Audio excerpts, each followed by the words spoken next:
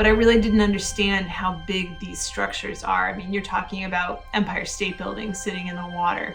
And it was very impactful for me to understand the scale of this program, but also understanding the environmental degradation associated with it. The Gulf of Mexico, the people that lived and worked there, they were deeply impacted, as were the ecosystems that were found there. The animals were deeply impacted.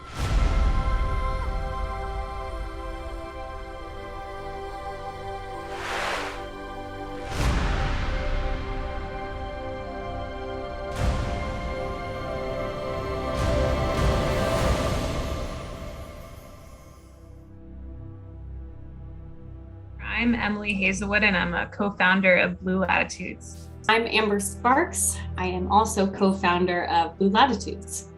I grew up always having this love for our oceans. I grew up around an ocean. I always wanted to pursue studying the ocean. I grew up diving, but I didn't really understand how fragile the oceans were. I didn't really have an understanding that our oceans are just as, if not more important than the resources that we have on land.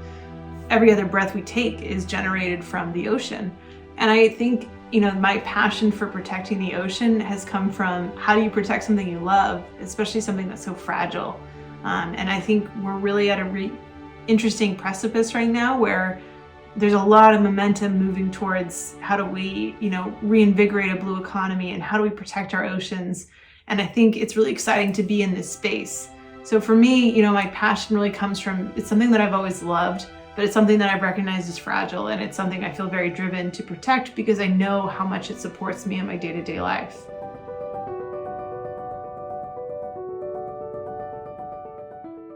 So Blue Latitudes is a women-owned marine environmental consulting firm, and we specialize in working in projects that are found at the intersection of industry and the environment.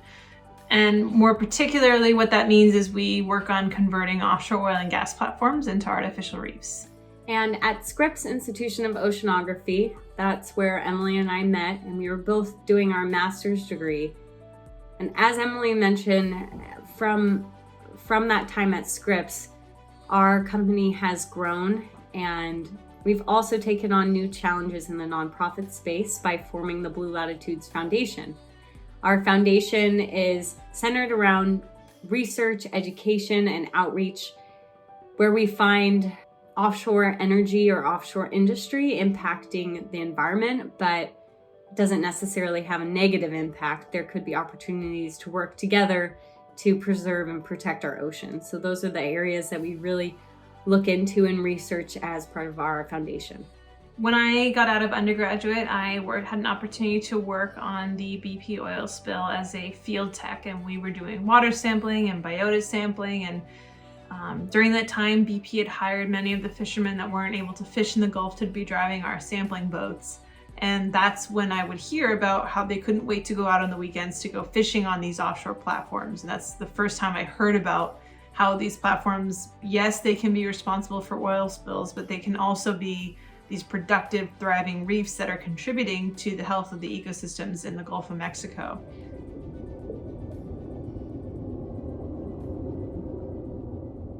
Oil is an ancient fossil fuel that we use to heat homes, generate electricity, and power large sectors of the economy. In today's world, we've seen oil spills happen, which is when oil is accidentally spilled into the ocean. This action can harm wildlife, ruin beach days, and even make seafood unsafe to eat. There's a lot of science that goes into cleaning up these oil spills and measuring the impact of the pollution, all while helping the ocean recover. Oil spills happen more commonly than people think, and they can happen in many different ways. One oil spill that continues to affect wildlife for over 10 years was the British Petroleum oil spill. This detrimental oil spill occurred on April 20th, 2010, where an explosion at the BP Deepwater Horizon oil rig released over 130 million gallons of crude oil into the Gulf of Mexico. According to the National Oceanic and Atmospheric Administration, or the NOAA, there were 137 oil spills in 2018, which would mean that there were about 11 oil spills per month.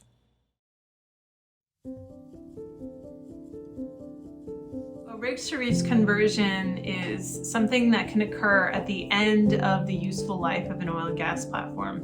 Oil wells are finite, they're not expected to produce oil forever, and when it comes to the end of the useful life for those wells, the operator or the oil company owner will go around and plug and abandon those wells. But then you're left with the jacket structure, the platform itself, and what to do with that. Traditionally, that entire platform structure will be removed and decommissioned and brought on shore to be scrapped and recycled. Rigs to reefs would enable the operator to take that platform and convert it into a permanent artificial reef in one of three ways. They could topple it onto its side, they can remove everything above the sea surface, or they can tow it to an alternative location. And each of these different options have their own pros and cons, but in all of these scenarios, the well itself is sealed and capped in the exact same way. In 1984, the U.S. Congress signed the National Fishing Enhancement Act because of increased interest and participation in fishing at offshore oil and gas platforms. This act recognized the economic and social values in developing artificial reefs, established national standards for artificial reef development, and provided for the establishment of reef permitting systems.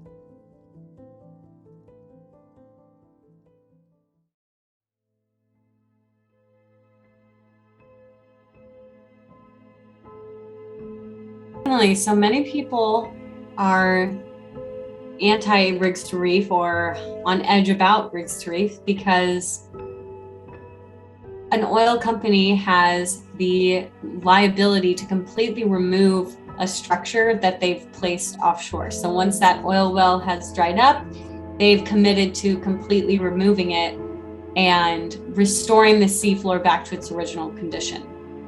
So if you can imagine you're another ocean user, like a trawl fisherman, you can't wait to have access back to that seafloor that's back the way it used to be. There's no longer an obstruction or a gigantic oil platform standing in your way. And so some people are anti-rigs to reef because they would like the oil company to live up to what they said they were going to originally do, which is completely remove that structure.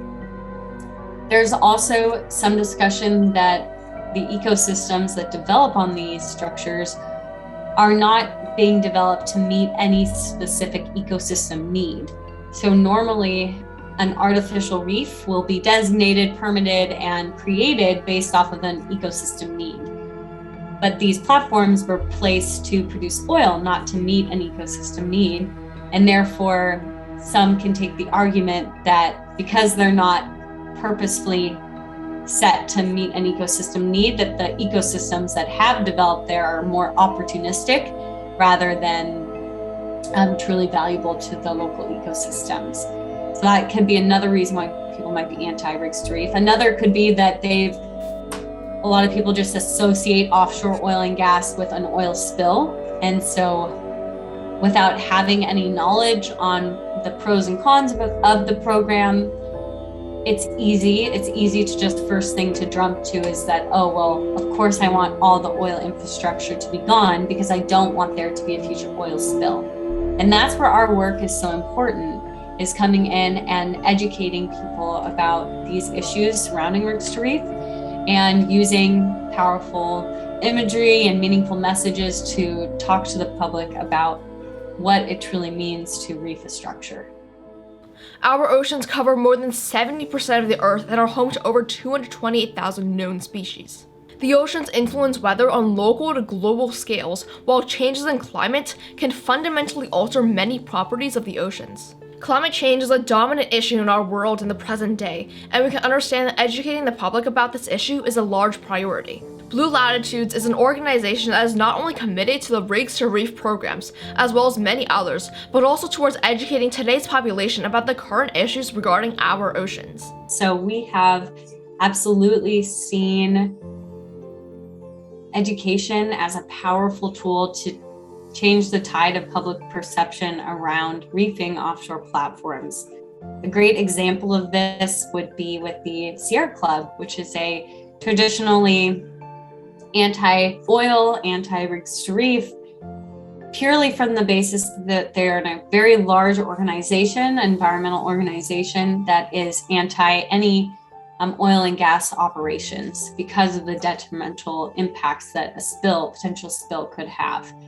However, when we went and spoke and gave a presentation to a chapter, so like a local chapter of this group, what we found is that they were really receptive to the ideas around rigs to reef, and by the end of it, they were signing our petition to allow for a rigs to reef decommissioning option in California. And so that was really impactful for us, because even though large organizations like Surfrider and Sierra Club may have public-facing opinions that they're anti-rigs to reef, when you go and actually speak to their constituents, they might feel otherwise, especially when you talk to them about the issues transparently and really look at the pros and the cons when it truly comes down to decommissioning. What we find is that many people are in support of this option. There are challenges and some issues that come with raising awareness for climate change.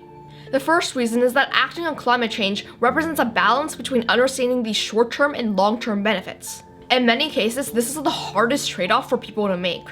The most important reason, and also the most concerning, is that climate change is not a linear problem. There are many other factors that play into the collective term of climate change. Lastly, there are many effects of climate change that aren't affecting people because of their geographic location, or simply the idea that all of these changes are going to occur in the future, and we can't say that the future is certain, right?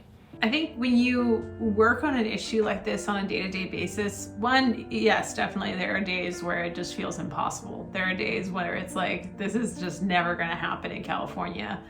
And then for as many days that happens, all of a sudden you start to see progress, and all of a sudden you start to see people changing their minds, and the discussions and the conversations around this issue changing, and it really reinvigorates your hope. You know, I think especially when it comes to the oceans, it can be a very negative, everybody's very negative about it. They think there's no hope for our oceans, and I don't think that's true. I actually think there's a lot of hope for our oceans, and that gives me a lot of purpose every day. And I think especially with what we're doing, converting oil platforms into reefs, it's creative and it's very forward thinking and it's more realistic.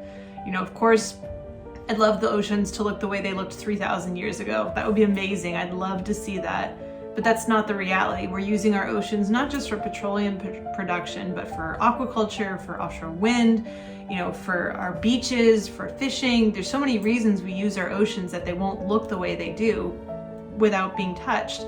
But I think there's a lot of ways that we can work cooperatively with these different groups to actually develop and culture those silver linings. And I think for me, that really gives me a lot of passion on this issue, because I feel like it's realistic, and I do feel like it's going to be making a difference and continue to make a difference. Blue Latitudes, a company that has already done many great things, has many goals for the future by dedicating their love for the oceans to do everything that they can to protect our seas. My hope is that we can make this program an internationally accepted standard for offshore oil and gas decommissioning. I'd love to see rigs to reef programs thriving in the North Sea, off the coast of Africa, throughout Southeast Asia, South America. I'd love it to be that there's more than just the Gulf of Mexico that's the standard for this type of program. And I think we're going in that direction. I truly believe that's going to be happening.